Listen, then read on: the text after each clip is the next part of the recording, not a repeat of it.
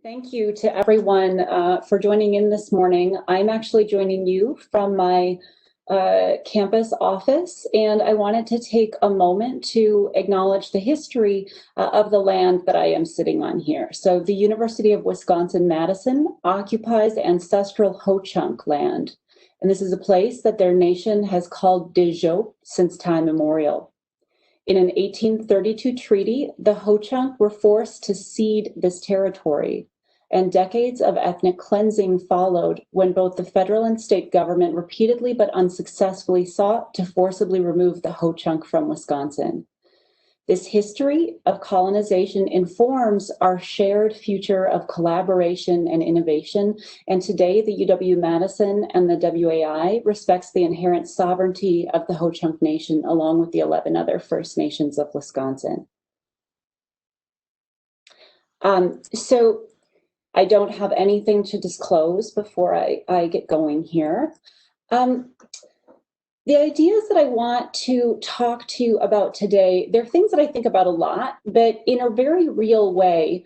A lot of the ideas of this talk go back to one of the first conversations I ever had with a colleague who since has become really important in my life, whose feedback and whose honesty has really been kind of invaluable to the work that I'm doing. I had just finished presenting to a UW group actually on the early stages of the work that I'm about to talk about just really briefly on lifetime stressors and racial disparities in cognition. And my colleague said to me, and I'm going to paraphrase horribly here, but my colleague said, how are you talking about this? How are you talking about stress and cognitive health and African-American populations, and you're not talking explicitly about racism at any point? And my colleague said, you think that you're using neutral language, and you think that people are going to read between the lines and understand what you're really getting at, but what you're actually doing is you're communicating to people that this exposure, this negative exposure, is happening in a vacuum. And that conversation meant a lot to me in terms of what I needed to do better. And I actually want to spend today's talk on exploring that more, talking about why I think we really need to be filling in those lines explicitly with intentionality every day. Whether we are writing research or designing research, or whether we are consuming that research and talking to patients and talking about patients and talking about caregivers. Why the impacts of racism are evidence-based. They're not opinion, they're not political, and why the discussion of racism, I think, has a really crucial place in all of our work, whether it's epidemiological studies like I do, whether it's interventional work, whether it's clinical practice, even if we think that, and maybe even especially if we think we don't do disparities or equity work. So let's just, I'm going to give just the briefest research question and the results, and then again, spend the next half an hour or so trying to really contextualize those for you, where at times I have failed and I continue to try to do better. So as a cognitive aging researcher who studies stress, and as an epidemiologist who trained in population health and public health frameworks, I knew two bodies of evidence pretty well. I knew that a lot of measures of stress, however we wanted to measure it, associated with risk for cognitive impairment and dementia via multiple completely plausible biological and psychological and cognitive pathways. And what I also knew was that markers of social disadvantage, including socioeconomic status, but also in the US, including membership in a minority racial or ethnic population, also associated with elevated exposures to stressors. So there's different bodies of evidence. And what I also knew from working with our Wisconsin cohort, specifically the RAP cohort, was that racial disparities in cognitive health that have been observed elsewhere, we were also seeing in our own cognitive aging cohorts here. And so what I really wanted to do, based on, again, these two big bodies of evidence that were sort of gnawing at me as I was doing my training, was to look into the RAP data to really understand and begin answering the question, how is exposure to stressful events across the life course contributing to any disparities that we are seeing? So, what we found and reported, and what I was talking about that day a couple years back now, was this. So, we found, first and foremost, that lifetime stressful experiences that we were asking people about in the RAP study, they were associated with poor executive function in later life among everyone, among both African American and non-Hispanic white RAP participants. What we also saw, though, is that, and not unexpectedly, that our very small, and that's a whole conversation for a different day, our very small sample of African American participants were reporting many more lifetime stressful experiences. And for them, each stressful experience appeared to be associated with greater cognitive detriment. Overall, what we ended up seeing was that lifetime stress was a really important predictor, not only of level of executive function, of processing speed, this key component of executive function, but also with the rate of memory decline across time, specifically for African American participants, and actually by including this index of lifetime stressors into our race and disparity models of cognitive health, we were able to account for nearly 10% of the disparities that we were seeing. So again, what I really hope to do in my time with you today is to do what my colleague asked, to explain why we see this differential exposure and why maybe we're seeing this differential vulnerability. These things are not random. This isn't a behavioral choice. This isn't a lifestyle choice. And what I hope to do in my time with you today is to explain why we all need to be doing this kind of contextualized thinking, not only in talks about racism, but actually in any discussions of dementia research and care that we're having, particularly here in Wisconsin, where we have some of the worst racial disparities in the country. They've been documented.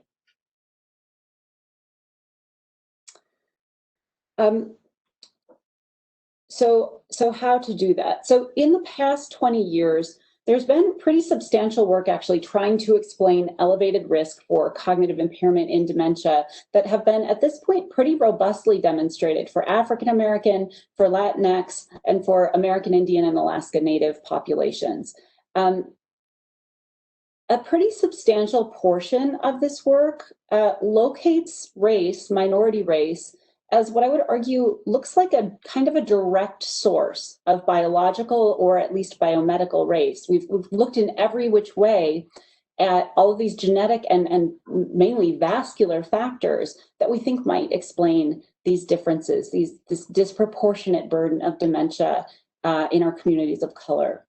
And there's absolutely nothing inherently wrong with exploring these kind of factors. So everybody, regardless of race, wants to know if something about their ancestry is associated with some sort of dementia resilience gene, right? And everyone wants to address the prevalent health outcomes and diseases that are affecting their families and their communities around them.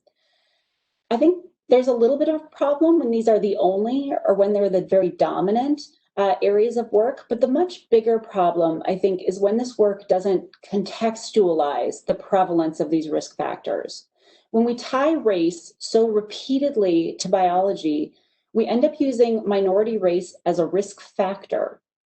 And in that sense, we are not acknowledging this big white vacuum of plausible mechanisms that exist between minority race and blood pressure or minority race and brain health.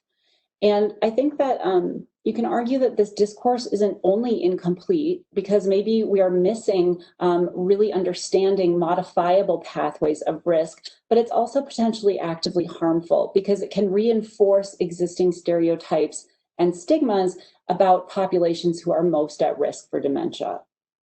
The thing about that, the good news is that discourse, the way we talk and the way we think and the way we explain the work that we're doing, both to participants and patients, but also to one another, that's something that we can start changing right away. We can start changing it today. So I think that most immediately we can change the discourse by sort of starting with the idea that race is not a risk factor, race is a risk marker. And when we study racial differences, or we include race in a covariate in our models, or we use a race-adjusted diagnostic threshold, we are acknowledging and we are studying and we are incorporating racism into our work. And that's because race is overwhelmingly not a biological construct that is reflecting innate differences. That's not what we're doing. When we ask someone to tick off a box that identifies themselves as a member of one racial group or another, what we're really measuring is this marker of identity that is capturing the effects of both historical and contemporary racism. And that includes both interpersonal racism. This is the kinds of prejudiced beliefs and behaviors I think that we most typically think of when we think about the word racism, when someone says racism. But it also includes systemic racism, which describes the inequitable distribution of goods and services and opportunities, and a distribution that's perpetuated by biased practices and policies that are really kind of entrenched in our most basic social and government institutions. Dr. Kamara Phyllis Jones is a really well-known epidemiologist. She's actually the recent president of the American Public Health Association. So many of you who have a public health background will know her. She has offered a really succinct way of thinking about some major axes of influence, I think. We can imagine racism acting on risk and protective exposures, creating kind of systematic differences in social and political and environmental risk factors. And then this difference in exposure sort of naturally results in a higher risk and incidence of different diseases. But simultaneously, racism is acting on care access. And so that results in systematically reduced access to physical and mental health care, including preventive care. And finally, when care is accessed, racism, both interpersonal and systemic, means that a poor quality of care is received. And these axes of influence act independently, but they also act in synergy with each other to create the disparities in morbidity and mortality that we see in the US across almost every health outcome that we can imagine. So I want to take just a minute to expand on that idea of systemic racism. I think that systemic racism can be hard to grasp just because of its sheer scope and its hugeness. The thing about systemic racism is that it's easily perpetuated across time. And what that means is that once a massive injustice has occurred, a simple lack of action, a simple lack of intentional redress of that impact is enough to keep the harms of that injustice going. Yeah, I think that this is an example that can be, it's a phenomenon that can be really exemplified by the residual impacts of redlining practices, which probably many of you have heard about, but I just want to outline for anyone who hasn't. So redlining refers to a 1930s practice of mortgage lenders, wherein all of the neighborhoods in cities across the country were actually graded. They were graded on the quality of the housing and the infrastructure of the neighborhood. They were graded on the proximity to recreation spots and other kind of desirable amenities. And they were graded by their proximity or more their distance to industrial areas and other kinds of environmental hazards, and also on their demographics. And what happened was that as post-depression economic recovery support initiatives, they weren't offered to homeowners who lived in areas receiving low grades. And those are here shown in red. Red was the way that they was used to grade them, which is why this was called redlining. So this is a map of Madison, but as I mentioned, this program was national, so you can see redlining maps for almost any city. What this racial dot map of Madison reveals, and for me, and I think hopefully for all of us, is that for the most part, as of 2010, the 2010 census, most of Madison's Black and Latino citizens, here shown in kind of the green and the orange colors, they were still living in those neighborhoods around the outskirts of the city, away from the centers of downtown and the Isthmus area. that were already low in resources and then were explicitly denied additional aid and investment that were given to fellow citizens way back in the 30s. And I always think about this map when I see these America's most desirable place to live type of headlines about Madison, and we see the pictures of the beautiful isthmus, and we read about the incredible infrastructure that Madison has, the hospitals and the jobs and the walkability and the lakeshore paths and the parks and so on. And I think what this map can show us is that these resources, and yes, these are health producing resources, we know they are, they are certainly not equally accessible to all members of the Madison community. Okay, so health producing resources, that kind of brings us back to health, right? And I want to take it now specifically to what we all care about really deeply, which is the cognitive health and impairment that our patients and our participants are concerned with when they're coming to us.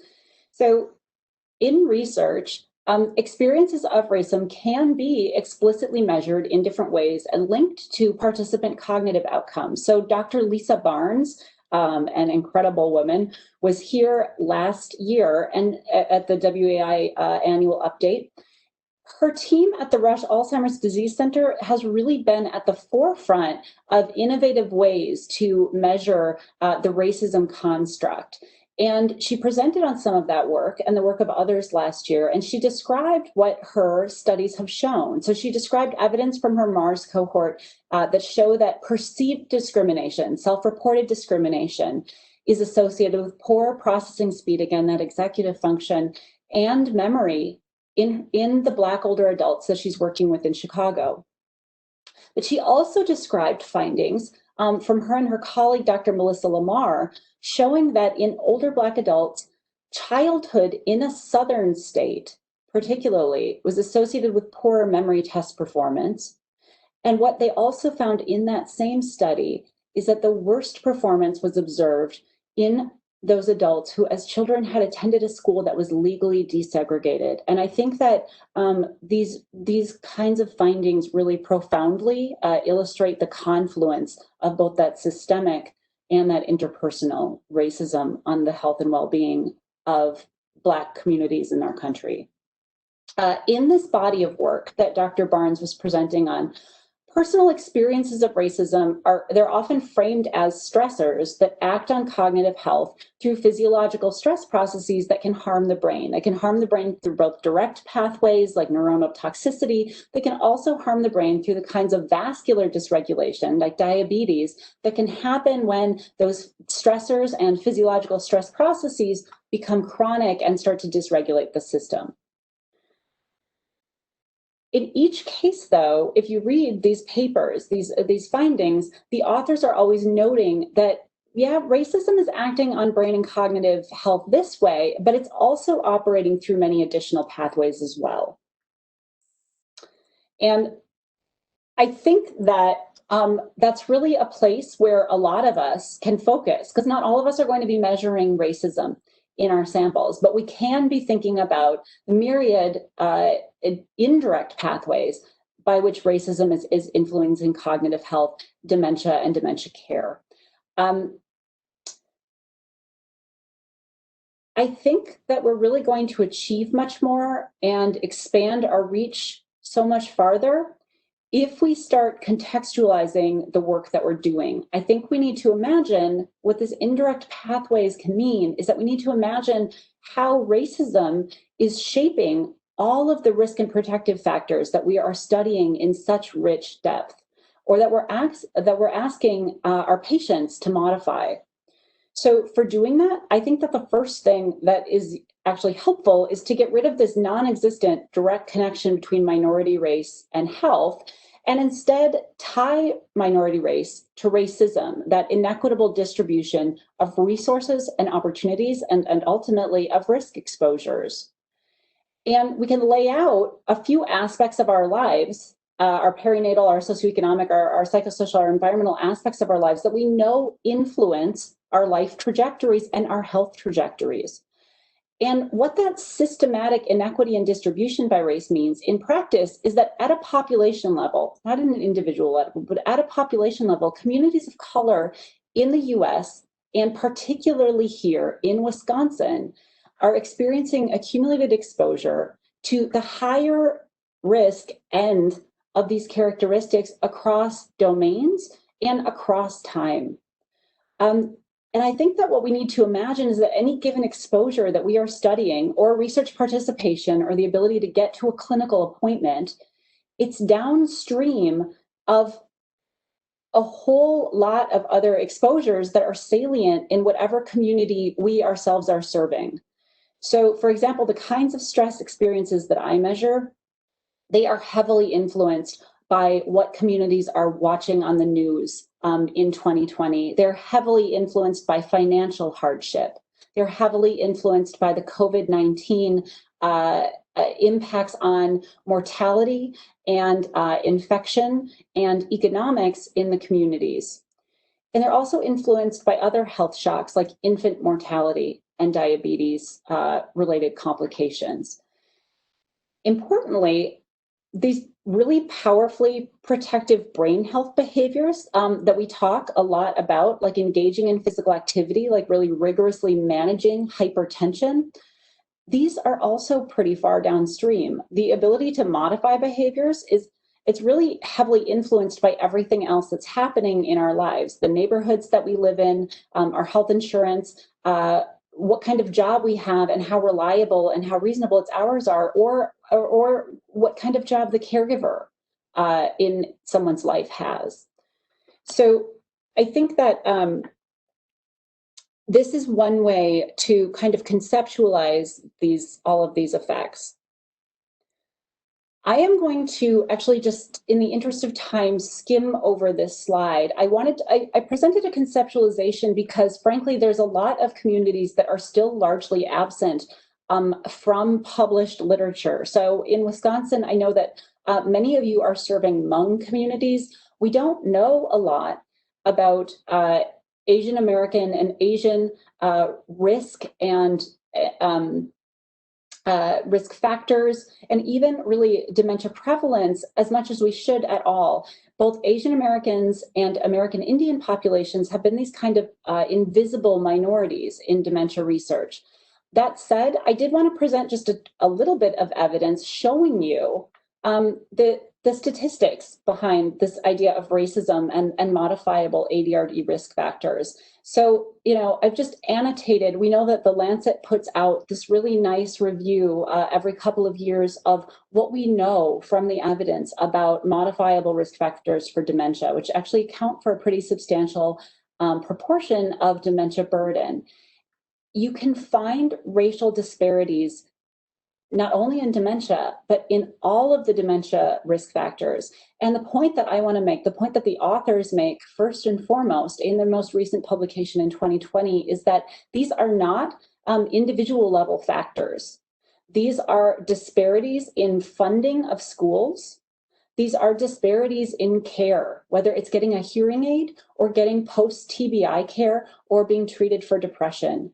These are not, these aren't things that individuals can change. They're really things that are going to require policy level upheavals to manage the risk for populations who are most vulnerable to dementia.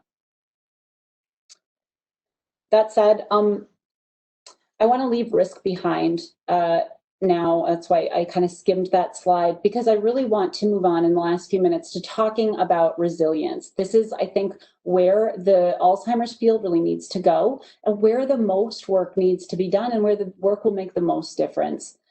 So there's increasing evidence the line between cognitive reserve versus other kinds of protective factors, it's actually pretty blurry. But in terms of the current state of the field, where cognitive reserve gets a lot of attention and has a lot of really cool and innovative methods and techniques being applied to it, I think it still is worth delineating between them here. So the issue with cognitive reserve variables that we usually utilize as proxies for reserve, because it's difficult to measure it directly, like educational attainment, is that histories of discrimination, whether it's de jure or de facto discrimination, they've resulted in the measured variables like years of education. They represent really different underlying constructs in marginalized populations. They're not as valid for using in research. And it's been pretty much a decade's worth of work from Dr. Jennifer Manley at Columbia University that has strongly shown, for instance, that because older Black adults and younger Black adults too were given a poor quality of education on average, additional years of education are not as protective as they are in white peers. And I bring this up because I think it's careful work like this that looks outside of the usual boxes and kind of contextualizes these traditional variables that we use so commonly within racial histories. It provides incredibly valuable information about the kinds of policies that are needed. So you can look at this finding and you can think, I'm thinking about, something that the Madison School District has done. Maybe just keeping kids in school for longer it's not a solution, it's not enough. What these results would suggest is that we really need to focus on investing in policies that are going to ensure access to equitable conditions for learning and academic excellence across the entirety of the schooling experience.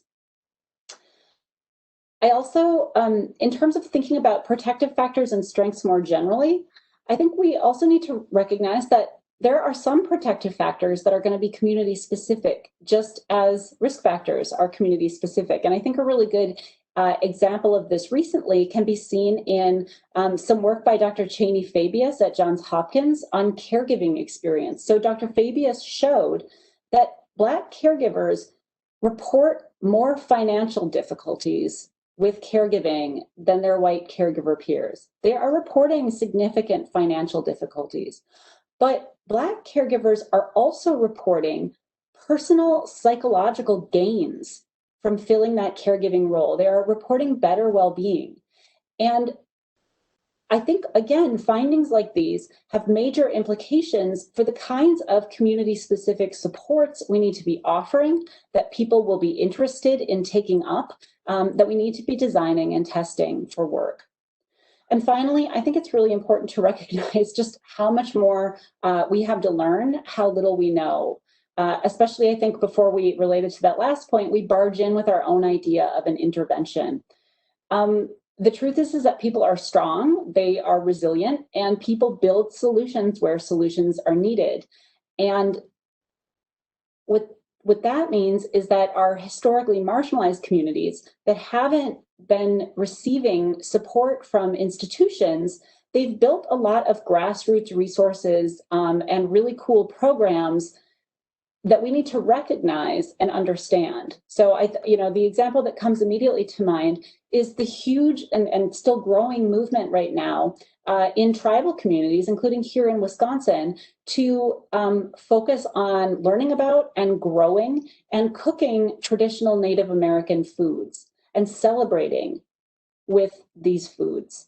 And I think if we work to recognize and understand these kinds of assets, these kind of movements, it means that they can become integral to, not erased by, or God forbid, actually disrupted by well-intended but maybe naive intervention or policy level changes that we might, as institutional players, think will be helpful. I'm going to spend the last few minutes here of my talk highlighting work by WAI and ADRC colleagues, because we have examples here at every stage of progress and development of projects that I think we can really look to as a guide for incorporating anti-racist principles and particularly actions into our own work, whatever that work is. So the UW Research Enterprise and Wisconsin's clinic networks and the people of Wisconsin as a whole, we're so incredibly fortunate to have Milwaukee WAI as this nationally recognized model of equity-driven dementia programming under our collective roof. It's just amazing that we had it, and particularly in this year, 2020.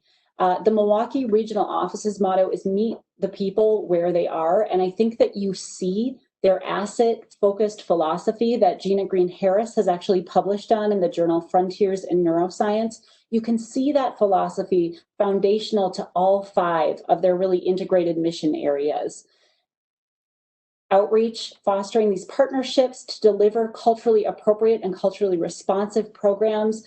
Dr. Asthana talked in the beginning about how much community and professional education, WI Milwaukee is such a vital part of that work, not only helping community members navigate all of the maze of programming that is sometimes available but not accessible, but also giving people who are not working in the community or haven't been there long enough, giving them advice on best practices, taking a service-based model that reduces barriers to access, and through that service is building the kinds of trust and partnerships that are so important for all of these pillars.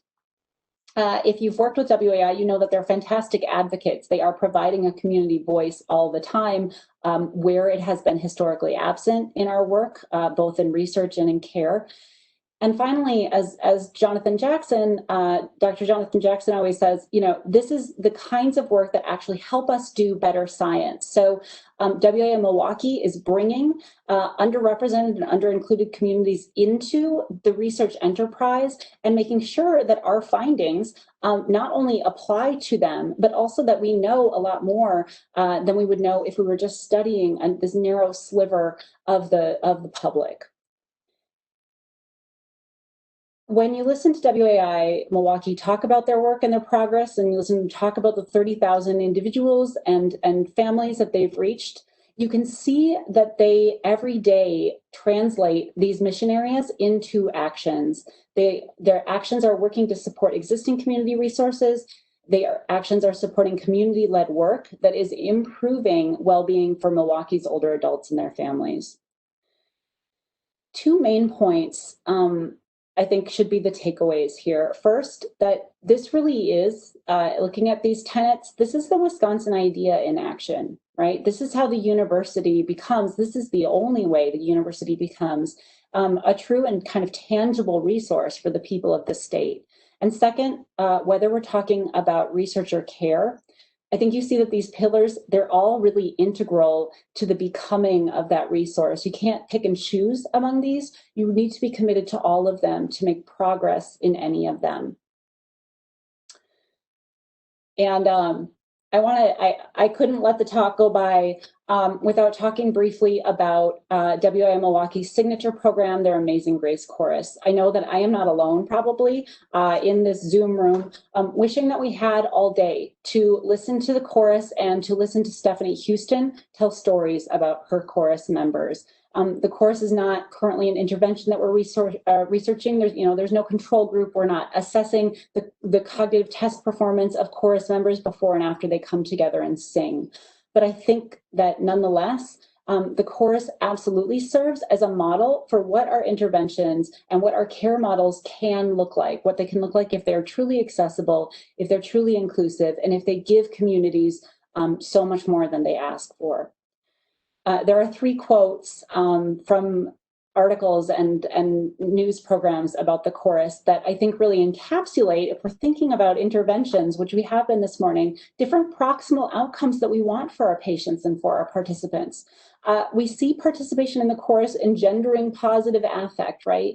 We see it giving chorus members a feeling of acceptance and release from stigma. And we see it giving them back a sense of control and agency. I say, the people in the audience can hear what I can do. And it's amazing. We see something else too. The course is open to people of every background and skin color, just like ostensibly our research studies and our clinics are. But I think what we see here, the difference that starting from an implicitly anti-racist lens can make. You can look at the diversity of the chorus membership, and you can see that by taking a service-based approach, making sure that participation is continuously accessible, having leadership who have really long-standing, trusting relationships with the local community, you see that participation begins to really represent the surrounding community who we are meant to be serving. So that's WAI Milwaukee. They have been on the ground and running strong since 2008. They've accomplished amazing work. But I also did want to take the last moments to highlight a few projects that are in much earlier stages of development so that we can see what the first steps we can take maybe look like, and also to highlight some fantastic early career researchers that are undertaking this work and I think are going to make a huge difference. WI's own Dr. Maria Mora Pinzon, I know that she is known and loved by all of you. She wears about 1 million hats. As Dr. Carlson mentioned, she's been doing extensive work in both our clinical and our public health efforts, but she's also received recognition and funding for an intervention designed to address a really key area of need for Southern Wisconsin's Latinx communities. So with her CARN colleagues, Dr. Mora Pinzon is currently in the implementation stages of Pisando Fuerte. Pisando Fuerte is an adaptation of an evidence-based falls prevention program for Spanish-speaking older adults.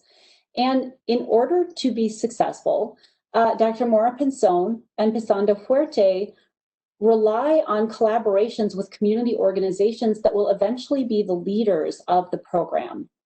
The organizations are, in this case, the United Community Center in Milwaukee, the Hispanic Health Resource Center, and the Brain Injury Alliance.